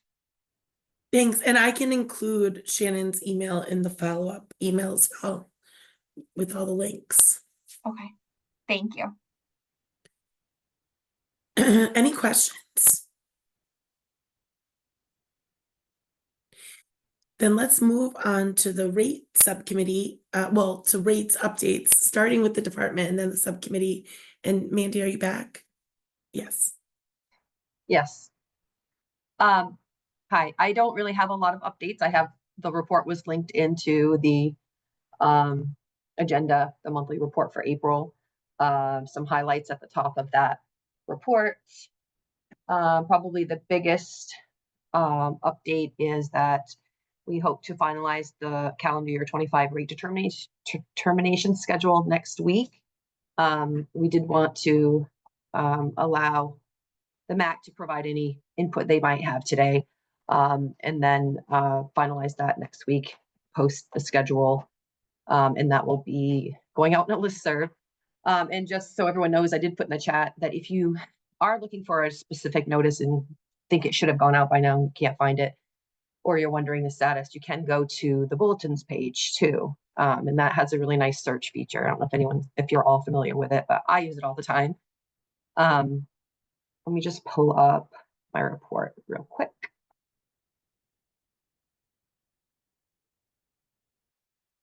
Got it up and lost it.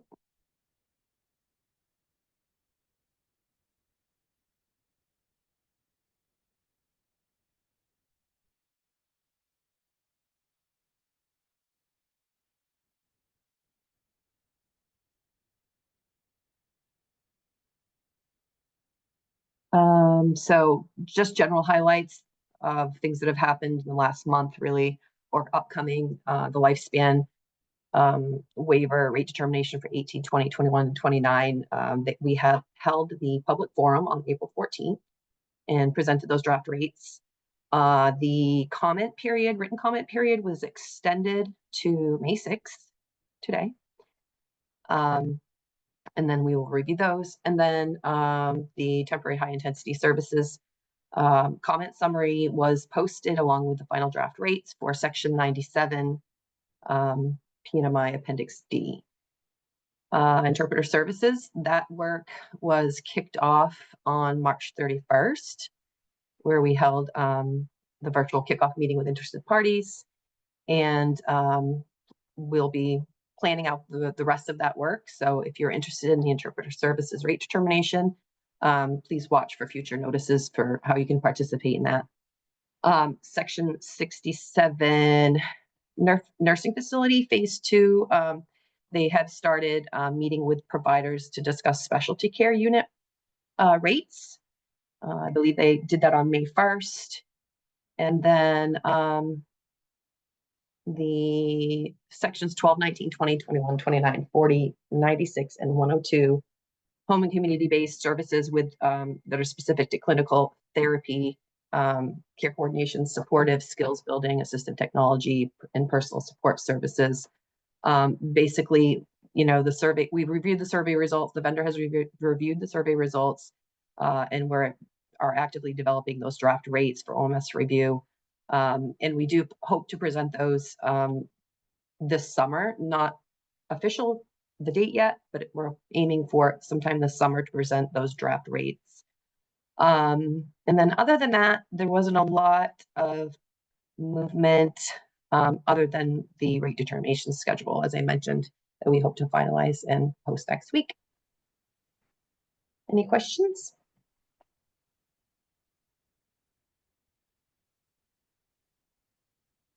I don't see any. Thank you.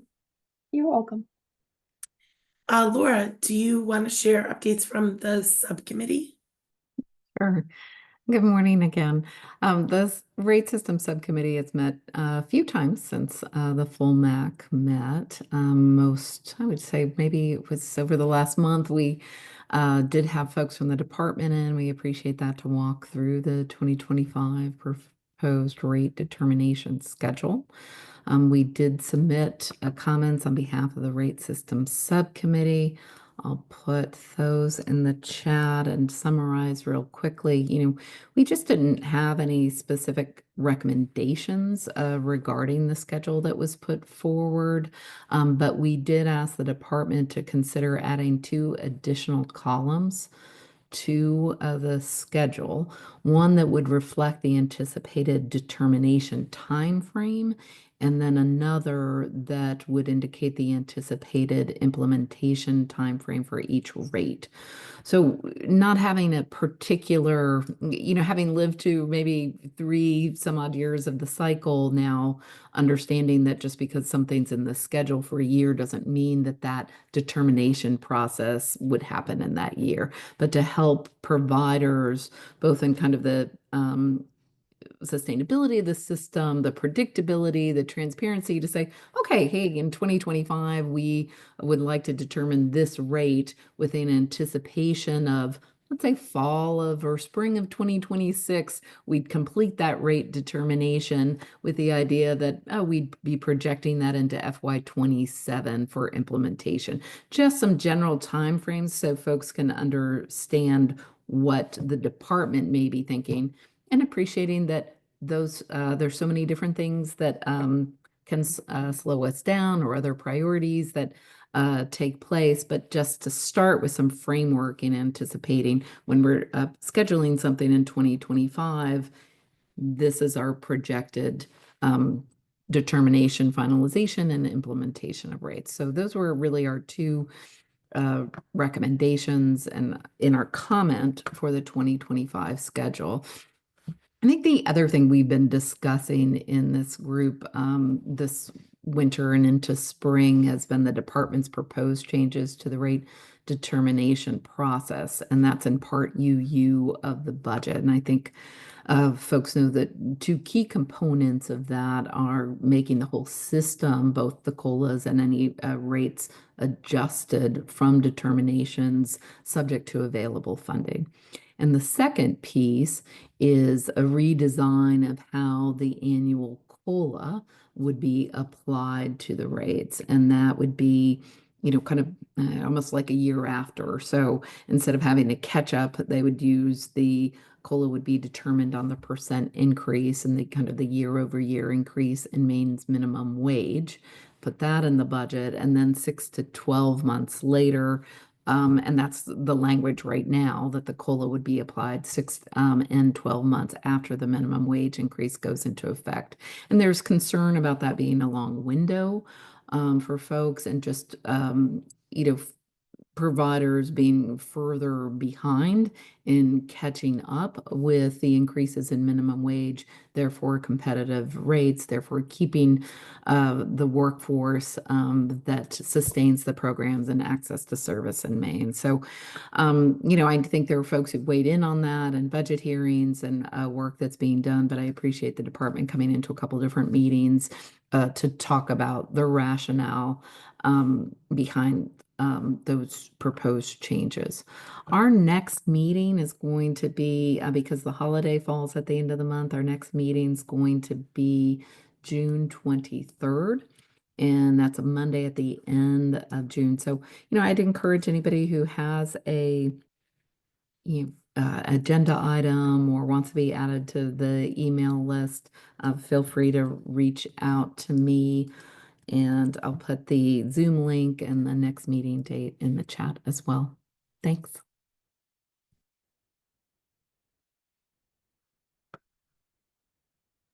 Thank you so much, Laura. Any questions?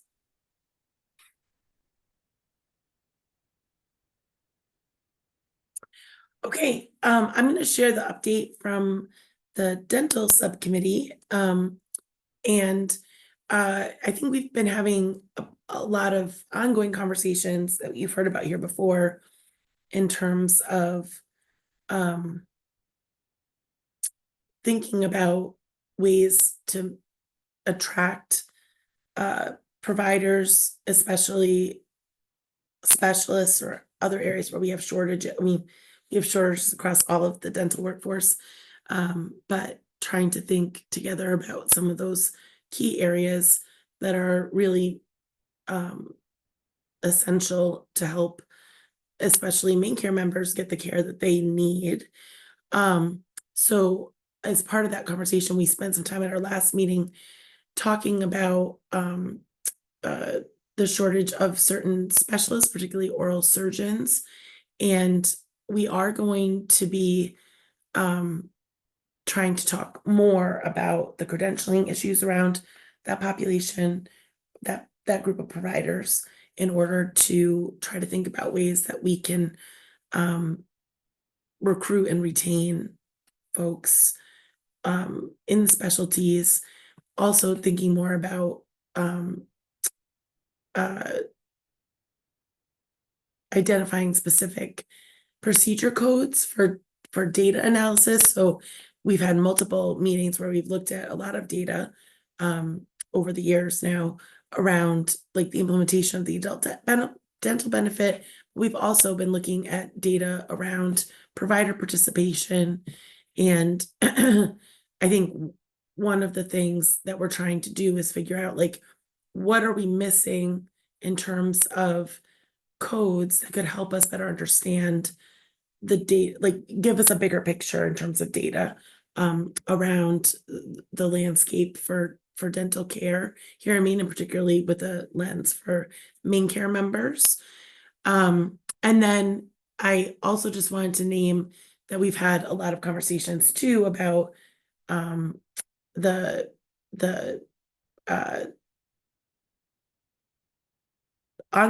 there's still, as you heard earlier, some continuing challenges for a couple of providers around accessing, being able to submit electronic claims. And it's specific to these couple of dental providers. And appreciate how much work MaineCare has put into trying to address this issue, but trying to still get it resolved for the last couple of people. And then we also had some conversation, while the delays in payments to providers do not directly impact dental providers, I think there's a lot of concerns about closures that have been happening, and the fact that our dental workforce already has so many shortages. And then when you hear these messages about like delays to payment to providers or other concerns about the long-term financial stability of MaineCare, as happens in other areas, there are providers who are less willing to accept MaineCare. So we've been talking about that as well. And again, just trying to think about ways that we can maintain the providers we have and recruit new ones so that more people with MaineCare can actually access this essential care. I think those are the big highlights. Does anyone have any questions, or anyone else from that subcommittee wants to add anything? Please feel free.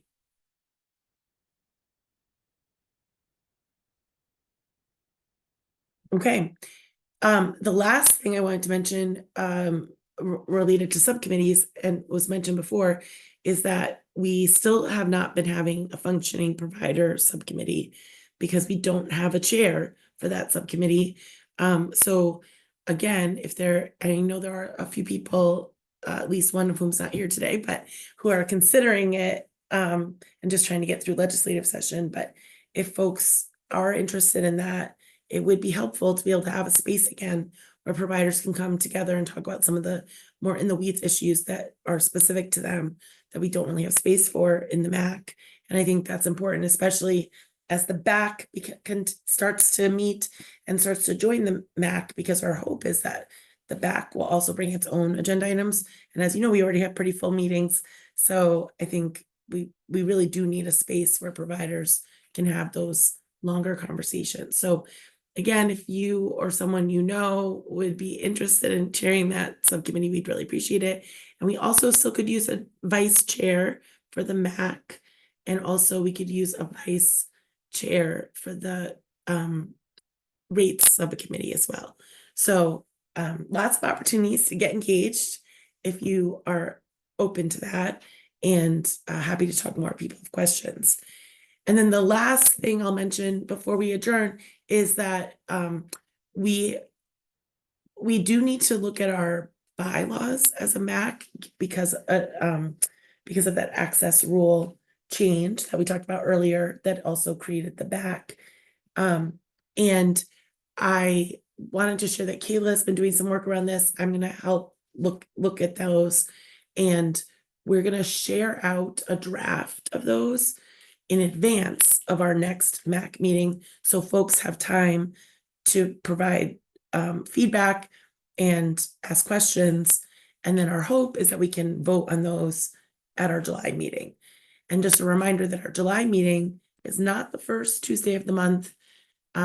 It's the second because of the holiday timing in July and a lot of people being off that first week.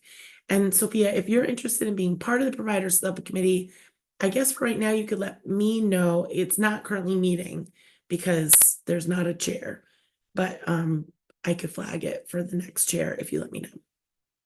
Oh, and I can put my contact information in the chat. I've also been trying to grab the links as folks have been sharing them. So I'll share those out along with the slides once I have those, and appreciate everyone's participation today.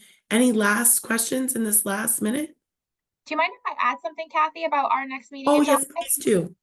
Just calling this out and reminding folks that when we do get together in July and we do vote on bylaws, we will have new members of the MAC from the back, and they will also be voting members. So the full roster of the MAC membership list will be growing by up to, I believe, 8 people at the most. So more to come on updates with that, but just calling that out for everyone ahead of that meeting. Yeah, thank you so much. Oh, and that reminded me, I should have said one other thing about the pieces that we'll try to share in advance and at the July meeting talk more about is some of you may remember that with this new rule, there's also a requirement of about having certain public meetings where people can provide comments about MaineCare, and then we need to respond to those comments. So I think we'll try to present some potential dates as tentative dates before the July meeting so we can talk more about them. Again, they might be subject to change, but just keep your eyes open for those updates. Any last thoughts or questions? Great. Have a wonderful day. Thank you. Bye. Bye. Thank you. Thank you.